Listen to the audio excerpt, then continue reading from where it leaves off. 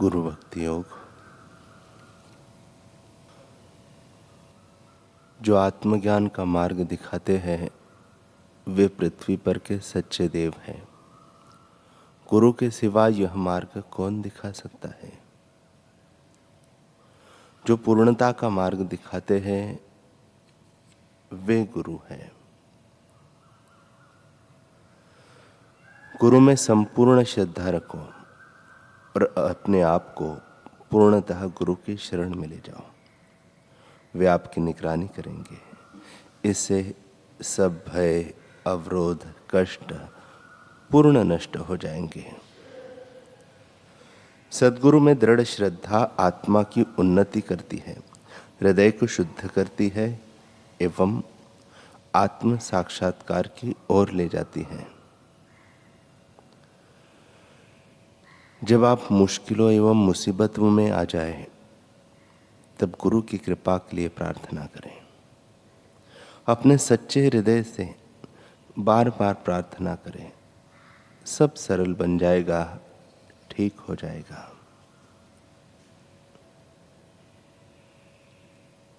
गुरु भक्ति योग मन का संयम और गुरु की सेवा द्वारा उसमें होने वाला परिवर्तन है।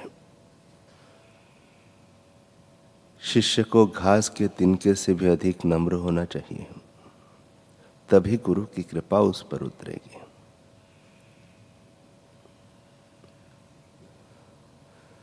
जन्म से लेकर मृत्यु तक सारा जीवन विद्यार्थी अवस्था का समय है।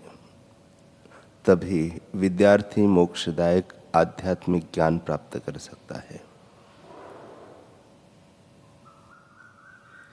साधकों को इतना ध्यान में रखना चाहिए कि केवल पुस्तकों का अभ्यास करने से या वाक्य रटने से अमरत्व नहीं मिलता। उससे तो वे अभिमानी बन जाते हैं। जिसके द्वारा जीवन का कूट प्रश्न हल हो सके, ऐसा सच्चा ज्ञान तो गुरु कृपा से ही प्राप्त हो सकता है। जिन्होंने ईश्वर के दर्शन किए हैं, ऐसे गुरु का संग और सहवास ही शिष्य पर गहरा प्रभाव डालता है। तमाम प्रकार के अभ्यास की अपेक्षा गुरु का संग श्रेष्ठ है। गुरु जो आज्ञा करे वह करे और जिसे मना करे वह न करे, वही सच्चा शिष्य है। गंगा किनारे एक महात्मा बैठे हुए थे। उनके पास एक व्यक्ति जाकर चरणों में गिर पड़ा और बोला, गुरुदेव, आपके श्री चरणों में मुझे आश्रय दीजिए, मुझे अपना शिष्य बना लीजिए। सामने एक कुआं था, उसमें पानी निकलने का यंत्र लगा हुआ था। महात्मा ने उसकी ओर संकेत करते हुए कहा, तुम इस गोल चक्र के साथ बंध जाओ,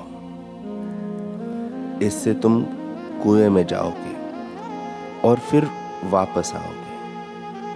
लेकिन देखो, अपने शरीर को भिगाना मत।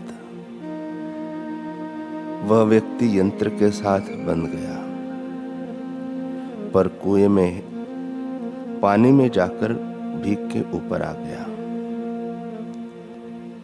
महात्मा ने डांटा, क्यों भीग गया? व्यक्ति ने कहा, गुरुदेव, अपराध हो गया, क्षमा कीजिए। अच्छा, दोबारा जाओ। वह व्यक्ति पुनः गया और बहुत सावधानी रखने के बावजूद फिर से भीग गया। महात्मा ने उसे फिर से फटकारा। जो आसपास में लोग थे, उन्होंने उस व्यक्ति को कहा कि तुम महाराज से कह दो कि मैं कुएं में जाऊं और जल से न भीगो, यह तो हो ही नहीं सकता। तब वह शिष्य कहता है, नहीं, यह मेरा धर्म नहीं है। गुरु महाराज पूर्ण ज्ञानी है। गुरु की आज्ञा ही मेरे लिए शिरोधार्य है। अपने आदेश का अर्थ वे ही जानते हैं। महात्मा बड़े प्रसन्न हुए और उसे शिष्य रूप में स्वीकार कर लिया। शिष्य के लिए गुरु आज्ञा पालन ही सर्वश्रेष्ठ कर्तव्य है। शक्य अशक्य का विचार नहीं करना चाहिए।